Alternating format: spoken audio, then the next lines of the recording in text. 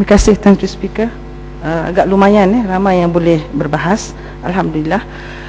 Tan Sri Speaker, saya rasa saya harus mulakan ucapan saya ini tidak terkilan kalau sekiranya saya tidak beri teguran kepada menteri yang ketika tadi telah mengambil kesempatan untuk kononnya mengucapkan takziah kepada rantau panjang, dan saya rasa kecewa sebagai seorang menteri yang menerajui Kementerian Kebajikan yang patut peka tentang isu-isu yang sensitif sedemikian dan patut ada kebijaksanaan psikologi.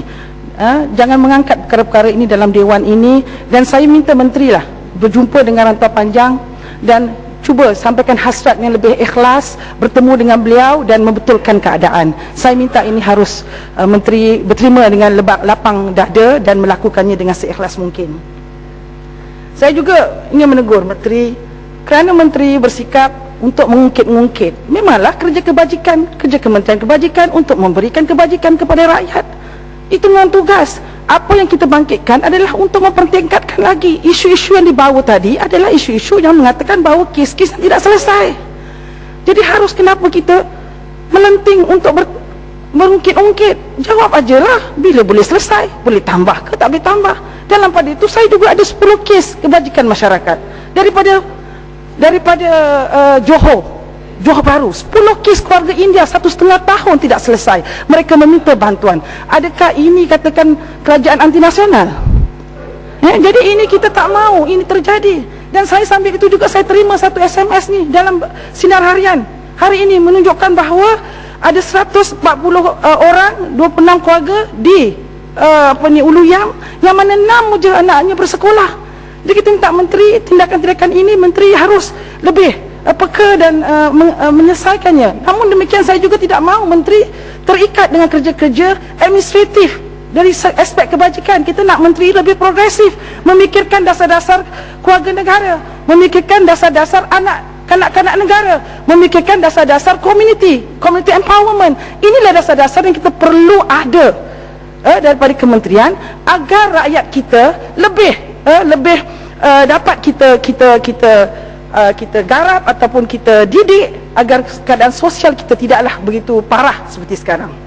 Kita tengok dari butiran 070,000 dasar baru, peluasan program sedia ada. Saya nak tahu perinciannya apa yang nak diluaskan, apa yang sedia ada. Jadi boleh minta menteri cuba perincikan ini, kerana saya amat masih menunggu-nunggu lagi dasar keluarga negara yang kata dalam proses tak siap-siap, dasar kanak-kanak negara yang dalam proses tidak siap-siap. Ini belum lagi kita meminta menteri untuk merangka satu dasar community empowerment dalam negara kita. Mana negara maju seperti Singapura, satu kementerian yang khusus mengendalikan urusan pemberdayaan community ini. Kalau kita nak negara kita sejahtera, negara kita lebih membangun. Jadi inilah antara langkah-langkah yang harus progresif yang menteri harus lakukan. Administratif ni kasih orang lain buat, boleh jawab. Tak apa, boleh buat itu kerja ni. Banyak lagi duit, boleh buat, kasih lagi pertolongan. Saya juga nak menyentuh tentang one off ni, 080000 725 juta seperti disebutkan dalam mahkota dan juga Kota Raja. Kalau menteri mempunyai satu sikap yang lebih long term, tidaklah kita perlu one off ni. Ini menunjukkan bahawa ini sikap ad hoc, sikap short term untuk menangani masalah, bukan untuk menangani the root of the problem. You are just being firefighting here dengan izin.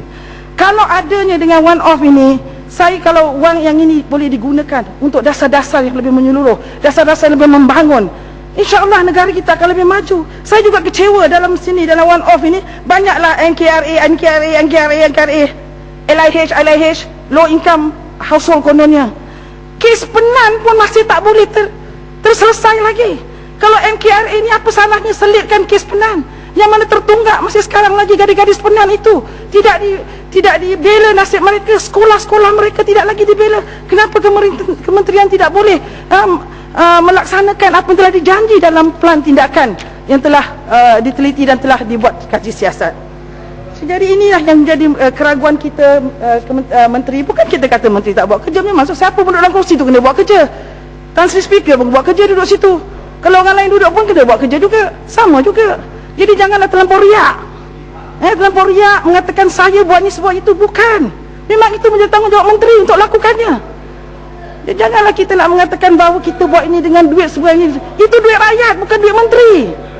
Itu duit rakyat, hasil negara. So jadi kita minta kalau nak cakap tu biar berhati-hati. Kita tak marah, kita bangga kalau ada menteri wanita. 30% nak bangga-bangga. Apa 30% ni? Ada berapa orang je menteri wanita kat depan saya ni? 30% apa? Apa nak dibanggakan? Presiden pun tak ada kuasa. Itu tak jadi masalah. Yang Presiden tak ada kuasa, wanita. Lenggung tak dapat jadi presiden UMNO. Kenapa nak sibuk? So jadi saya nak sebut bagi laluan sikit. Saya nak sebut, jangan nak mengatakan dasar-dasar ini, dasar-dasar ini dah lama kita menterai, tapi masih lagi kita gagal untuk melaksanakan. Yang berhormat, duduk dulu. Ampang, boleh bagi laluan? Duduk dulu, Ampang dulu. Yang berhormat, berapa elok tadi kita berbahas dengan begitu. Baiklah kalau kita berbahas dengan begitu, berhemat, daripada sebentar tadi itu. Sila Ampang. Kalau pula Dantri menjawab, janganlah pula sebelah sini nanti. Dengan baik. Jawab. Baik. Sila. Okey. Saya nak sentuh butiran 010-900 di bawah pembangunan, yang mana kita lihat ada 20% peningkatan. Tapi kita lihat bagaimana kita telah berbelanja besar dalam memastikan wanita, institusi, keluarga, malah kebajikan rakyat benar-benar terjaga. Namun begitu ternyata tidak memadai dengan sekadar penguatkuasaan dan pindaan undang-undang ataupun menubuhkan institusi jagaan perlindungan. Kementerian terlalu jelas bertindak sebagai penyelesai masalah rakyat, bukannya mencegah masalah tersebut daripada berlaku. Adakah wujud intervention dengan izin pihak kementerian dalam menyelesaikan berbagai punca permasalahan tersebut? Bukan menyelesaikan masalah yang telah berlaku. Jawapan Timbalan Menteri pada bulan Oktober lalu menyatakan seramai 13 bayi telah ditempatkan di pusat baby hatch. Tambahan pula pihak kementerian juga bersedia untuk menyediakan tempat perlindungan kepada kanak-kanak dan wanita hamil wanita. Kemudiannya tubuh lagi 60 buah lagi institusi kebajikan, 104 lagi buah pejabat kebajikan masyarakat daerah dan 55 buah klinik Nur Sejahtera yang bersedia untuk menerima bayi yang memerlukan perlindungan. Jadi apakah langkah menteri untuk memberi satu dasar keluarga negara, agar anak-anak ini permasalahan seperti ini dapat kita tangani di peringkat yang lebih awal, bukan dah jadi baru kita nak tangani. Dan saya juga nak bertanya kepada menteri, kita meragui kewajaran pihak kementerian yang turut bersekongkol dalam festival fashion Islam yang mengundang pelbagai kontroversi. Dari menterinya berkata, objektif IIF adalah sememangnya memenuhi visi dan misi kementerian kerana ia menerapkan ciri-ciri kebajikan selain mengangkat martabat dunia fashion Islam.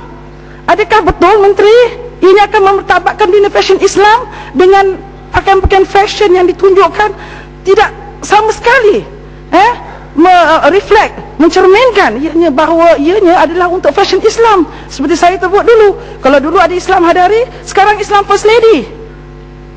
Apakah penjelasan sebaik kenyataan tersebut menteri? Tolong, apakah dasar-dasar sebegini harus dikekalkan? Saya nak sentuh minta laluan butiran 0200 ini kadang-kadang menimbulkan jadi kalau boleh Yang Berhormat elakkan perkataan selingan-selingan itu. Sila. Terima kasih Tan Sri, terima kasih Yang Berhormat Ampang.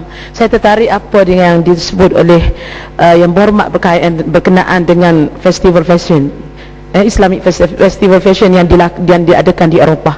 Saya nak minta pandangan Yang Berhormat, apakah perkara ini tidak diteliti oleh pemikir-pemikir agama dalam UMNO dan Barisan Nasional khususnya, ataupun dirujuk kepada JAKIM ataupun pihak yang bertanggungjawab dan agama? Sebab jelas fashion yang ditonjolkan atas nama Islam, sedangkan pakaian itu amat menjolok mata, mendedahkan aurat dan mempermain-mainkan kalimah Nabi Muhammad sallallahu alaihi wasallam. Apa pandangan Yang Berhormat dalam isu ini?